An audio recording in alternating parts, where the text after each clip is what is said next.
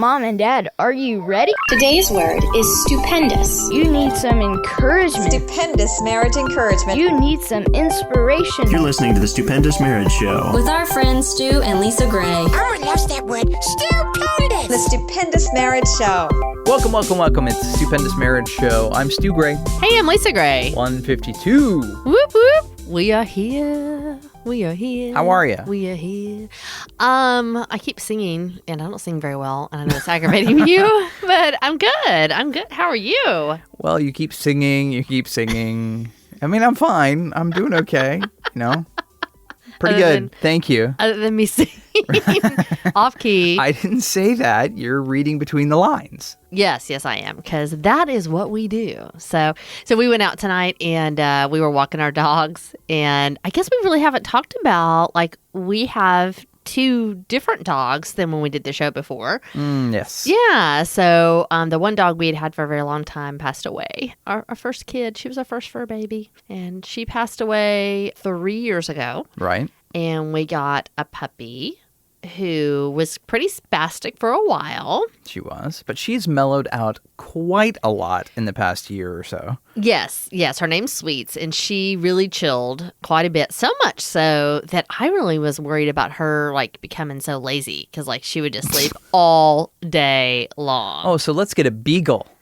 Well, that wasn't my intention. So I had been looking for a dog for quite some time, and people tell me that I'm crazy for going into the animal shelter because they think I'm going to adopt something every time I go. Wait.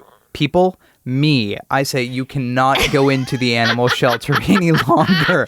Well, no more going into the animal shelters. I don't know. Look at the pictures of the kitty cat. Oh, look at a picture of the new puppy. But he really likes me. And you've got to stop going. Honey, I haven't gone for some time now. Thank you very much. Thank the Lord. But there were a lot of times that I went and I would walk through and I would be like, no, this is, there's nobody for us. Hey, what do you think about this one? Hey, what do you think about this one? I did not do that all the time. Thank you very much. So anyways, fast forward to several visits to the animal shelter. And I went in and I saw this cute beagle mix dog who was about 6 months old. And I actually texted you and said, hey, why don't you come up here by yourself while Dean and I were doing something else, and you see what you think before we say anything to our son. And then what happened? And see, this is where the story gets crazy because he acted all cool, calm, and collected with me. And he was cute, and he didn't bark, and he didn't jump. I mean, he just kind of walked around, and he had the big old floppy brown ears and the puppy eyes. And, because you walk him in the grass, you can walk him around there's a little park near the animal shelter place, and he walked well. And, he ran and kind of fumbled over his legs because he got short, stumpy little legs. And, I was able to get down and rub his belly. And that one interaction with him before we actually adopted him is the most that he has played with me since. I wonder why. Well, all he does is play with our other dog. Yeah. And then, of course, all I do is put him away every night. So he does not like me. Yeah. I put him outside before I go to bed, and he runs around. And then I'll open the door, and he'll avoid me. He will not come to the back door. So I have to chase him around the backyard. I have to bribe him with doggy treats. And then I have to grab him and put him in his kennel because he's still a kennel puppy. And so he does not interact with me very well. Well, you do realize that he worked you the day that you went to the kennel, and then he continues to work you for the treat. Yeah, he does. Well, Brutal. What happened today in particular, so we're not real consistent about taking the dogs on walks, honestly. So, did we say his name, Spencer? No, we did not. Okay. So Spencer is the beagle mix, and he is now probably about 10 months old. We've had him for 3 or 4 months now. I remember when we first got him, I don't know if you remember this or not, when we first got him, I had no idea that beagles had a different bark. He didn't bark for me either when I went to the animal shelter, right? And yes, exactly. We got him home, and within a day, he had this crazy loud bark. That is exactly what he sounds like. Man, that But dog. You know what's funny, babe? For the first probably 2 or 3 weeks, you loved it. Do you remember that? You thought it was it drove me crazy from day one. And you were just like, oh, it's so awesome. Oh, that's so funny. It's such a cool bark. He had me bamboozled. Well, and then now, so today we're walking him, and you at some point in time made the comment oh, we never should have gotten a beagle. I didn't know about the bark. And it just made me think about relationships, because so many times when people start dating, there's this thing that actually draws you to each other. Oftentimes there's things that draw you to another person, like, for instance, that maybe they're really smart and they know how to, how to speak well and to spell words well, or that kind of stuff, right? And you're really attracted to that initially.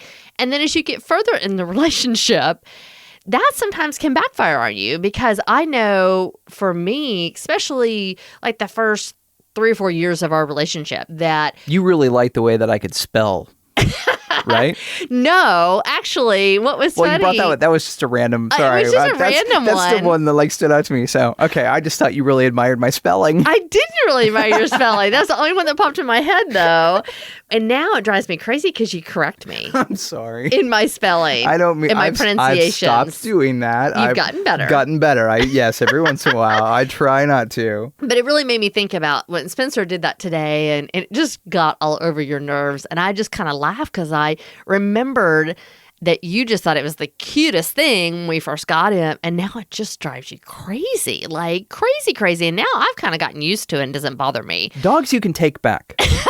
You cannot take them back. I know. Not an option. I know. And in relationships, especially if you're not married, obviously you cannot move forward. But you do fall in love, and you've got all these chemicals going on in your brain, and you literally are awash in love potion number 9. And after a time, it does go away. So those cute, lovey-dovey little things aren't cute, lovey-dovey, or maybe even little anymore, because you ignore those things when you first get started. And then it's like, well, what do we do now? yeah. Yeah. Well, I know that we have gotten emails in the past where people have talked about, when we met, he was so loving and affectionate, and now I just don't want him to touch me. Like, I just feel like he's always coming up and touching me or grabbing me or wanting to hug me, and I'm just like, dude, I need my space, And it's just funny how as humans, that tends to be the case. The thing we have to decide is if we're going to allow those things to become really important or not. Because the fact that you do that sometimes to me, where I don't spell something correctly, or I ask you how to spell it and you almost make fun of me a little bit, I can decide if I'm going to be offended or not about it. Most times I'm able to just go, you know what? He is doing this because he loves me and he wants to help me, even though in the moment's annoying, but I'm just going to look past it. Our pastors say this great line about offense, and it suits this moment right here. They always say, you take offense. You don't give offense. People take offense at things. They're taking it for themselves. People don't try to offend you. It's unintentional most times. Okay. But we take that upon ourselves to be offended. We don't give offense most times, but we take it. And we go, wow, that is just so powerful. And we could so easily be offended by the little things that could offend us, that were cute in the beginning, but we're taking that offense. And how can we reframe that? How can we pray? How can we give it to God? How can we learn to move through that together and talk about it and live with it and decide whether it's going to bum you out or not? Yeah, and I really, maybe next show we can talk about that a little bit more, because I think that is something that I know I have personally really learned from and learned about, and have gotten pretty good at handling that well. But I would love to talk about that next time we have a little bit more time. Cool. We do have an email coming up on the show. We are so glad you're here.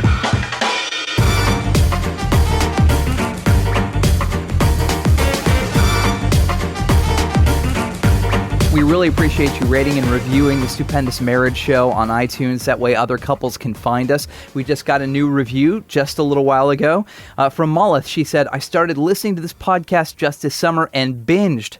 That's awesome. Awesome. I absolutely loved it and have my husband listen with me. Thank you both so much for taking time out of your busy lives to share the gospel, the good and the bad with marriage. I'm a newlywed, and no marriage isn't always sunshine and roses, and thankful someone can shed light on that. So happy to have you all back.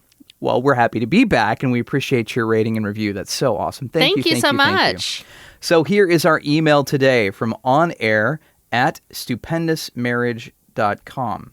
My husband and I are newly married, Before our marriage, he kept a lot from me, like lusting other women he works with and sees throughout the day. This month, I just found out sometimes he even pictures other women while we're having sex.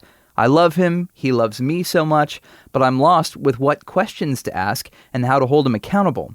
It seems like every other day he slips up and we have to hash it out all over again. I give him a lot of grace, but he still seems to get mad at me over being upset when he does this. Am I overreacting or asking too many questions? Should I let him tell me without me having to ask him? How much detail is too much for me to ask him about his lusting? He says he wants to change, and I truly think he does. Thanks, guys. Love your podcast. So happy for your return. Well, thank you so much for that email. Lisa, you want to start this one? I do. Okay. When I saw this email, because it just came in today and I read it, my heart hurt. Yeah. I remember that feeling when we were in the place earlier in our relationship and you were really struggling with being addicted to pornography, and we were trying to figure out how, like, your heart's desire was to be better and my heart's desire was to help you. Sure. But it made day-to-day life in that really, really difficult. We decided I was going to try to be your accountability partner for a season. We tried several different things. And when I read this today, I just was like, oh gosh, I remember being in that place. And it is really, really difficult. So first and foremost, I just want to say I'm sorry.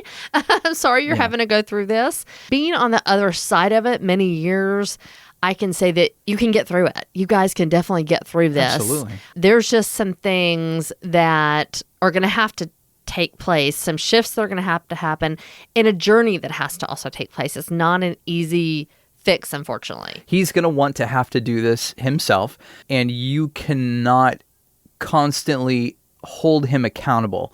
He has got to get into some sort of counseling or recovery program through a church, through some sort of ministry, through some sort of something, so the pressure can come off of you to not be the accountability person. Whenever I dumped on Lisa, all it did was crush her spirit, make her cry, make her mad, cause a major rift between us. Not that I am holding anything back, not that he should ever hold anything back. If you do ask him about what's going on, he should tell you the truth. Mm-hmm. But don't, what are you doing now? What are you doing now? How are you today? Well, how are you tomorrow? How were you yesterday? How is this? Well, tell me all about this and tell me all about that. All you're going to do with that is kill your soul. You really, really are. There are things that he should tell you when you ask directly, but how much do you really want to know about his brokenness and how broken he is? I really do believe he should share the issues that he has had, but I don't think you need to keep asking him about it, especially if he brings in someone else or a team of people around him, and it usually does take 2 or 3 or one strong mentor person, or in recovery circles, they call that person a sponsor, who he can really go to, who he can call, who he can learn from, who he can gather tools to help move through the process to deal with this lusting addiction. Right. I will tell you from my personal experience that early on when I was trying to be Stu's accountability person, he would give me information. I quickly realized that I didn't really need to know all the details. I just didn't. I didn't need those images, those thoughts in my head. For me, I didn't need that. So I definitely think that there are things that you really don't want to know, that aren't good, aren't healthy for you to know about. For me, I think the pivotal time in our relationship was, one, when you found people that you could be accountable to. Right. And then 2, when I realized I can't do anything to change you. I can't do anything to keep you from doing it. And I've just got to trust that the Lord's got you and he's working it out in you. And really, I step back. I mean, I literally just step back. And every time that thought would, what is he doing? What did he do? I remember looking on the computer. And then I finally went, I don't want to see what you're looking at on the computer. I don't want to know. And I wasn't putting my head in the ground and just ignoring it because I knew you were working on it. If you'd not been working on it, that's a different situation. But you were working on it. I saw you going out and going to these meetings and making these phone calls to these men and really pursuing being healthy initially for me and then eventually for yourself. Yeah, and that continues. That's not like something that has stopped in my life. Right. I still call people. I still go to meetings like these, where guys get together and they're honest about things. And that is a super helpful thing. And it probably will be a long season for him to learn to deal with this and be able to talk about it and not hide anymore. So many guys are uncomfortable and don't know any other way other than hiding. Right. And they isolate, which is what the exactly. enemy wants. Right. He wants us to isolate so we can be alone and think we're the only ones with that struggle. The thing is, it's a struggle just like what everybody else has. It just manifests itself in a different way. It is a symptom. It is not the foundation of what's going on in his world. And that's the process he has to start walking through is what am I looking for when I'm looking with my eyes and what's the root of it and why I go there. And I know you walked that journey out and you did a 12-step program where you went in deep study and really worked through all that. And that was years. And so this is going to be something that you guys can definitely get through. I know you're newly married and that's probably discouraging to think that it's something that will take a while.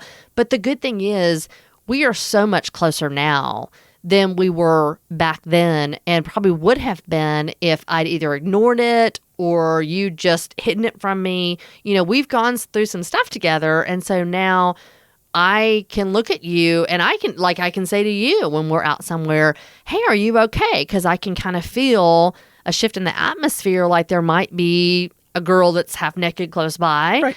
And I actually come beside you and help to kind of shield your eyes if I need to. And see, now we're so many years into it, it's very cool because let's give an example. Okay, so we go to the water park, and you've got various states of clothing, obviously, for ladies. And there have been times when we have gone like first thing in the summer, and I will get anxious and I will get angry and I will close down and not speak because I'm so uncomfortable and I'm trying to protect my eyes and trying to honor you that it just weighs on me really, really heavy. And you sense that, okay? And then you do ask me directly. You say, are you okay? Is something going on? And then I can say to you, well, this is the first time here in a long while. It is bikinis and all these ladies, and most of them you don't want to look at. But I'm trying to be above board, and I feel the weight of that. And so I'm just trying to work through that. And after I say that, which is what happens when you deal with stuff honestly and you actually start revealing yourself, it lifts off. Absolutely. And we're able to, again, something else that we learned is to battle it together. You can pray for me. You can talk to me about it. You can help me. Oh, you don't look over there. That's okay. Yeah. You would do that sort of stuff. And we stand together against this thing, not me alone, not you alone. Right. And I realized probably one of the other big things that helped me is I realized this addiction that you had was not who you are. It was literally something that had a hold of you.